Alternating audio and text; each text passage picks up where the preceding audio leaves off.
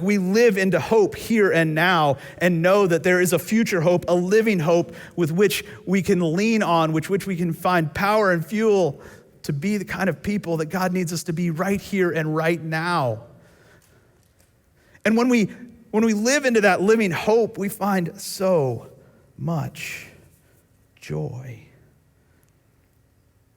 A joy that's relational. It's this right relationship with God through Christ. And joy isn't about getting what we want. Joy is about appreciating what we have, this living hope, this resurrected Christ that lives in and through us.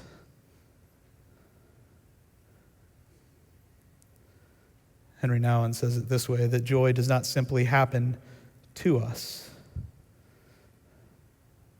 but we have to choose hope, which leads to joy, and keep choosing it every single day.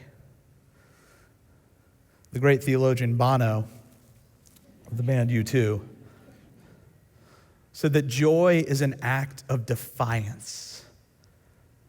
There's something about living into joy, about continuing to live a hope that leads to joy that defies the reality that we live in. It defies all those things around us that say you shouldn't have hope, it's not going to come, you're not going to get it, you're not going to get what you want, you're not going to get what you think you need. It defies all of that. This Advent season, I hope we don't just wait. I hope we wait well. I hope we live into the reality. We live between these two worlds. That this hope that we have is now and not yet. That this hope that we have is living and active. That this hope that we have is with us all the time. No matter what our circumstances, no matter what we're going through, no matter what we think we're hoping in, Peter invites us back to hope in the right thing, a living hope in the resurrection of Jesus. A living Savior walking with us each and every day. A living Savior who empowers us and equips us to love people well. It's like that line from "Oh Holy Night." You know that song that everybody butchers? You can look it up on YouTube. It's a really good time. If you just want to go down a scroll hole, you can watch all of the terrible, terrible versions of "Oh Holy Night." But there's this one line in there.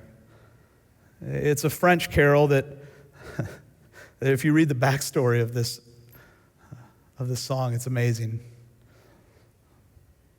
But there's this one line in there that says, "The thrill of hope, a weary world rejoices." That these hope and joy go together. And that there's this thrill to the idea that I can hope again. And as I hope, I find joy. And the weary world around us needs that joy. I don't know if you know the story of the radio, but the first public radio broadcast took place on Christmas Eve in 1906. University professor Reginald Fessenden, using a generator on an AM frequency, broadcast for the very first time. And the only people who had radios at that point were ships and army platoons. And so on Christmas Eve in 1906, all of a sudden, this voice came over the radios for these different people who had radios at that point.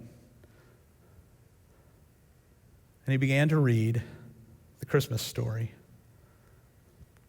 And after he read the Christmas story, he picked up his violin and he played "O Holy Night."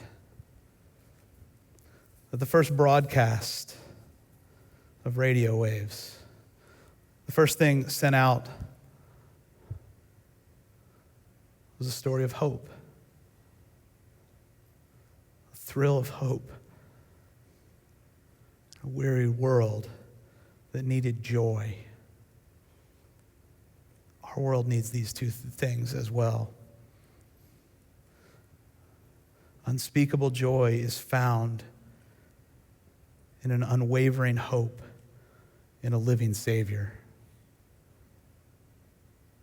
who was and is to come. May we find our hope in a living Savior so that we might live in unspeakable joy this season.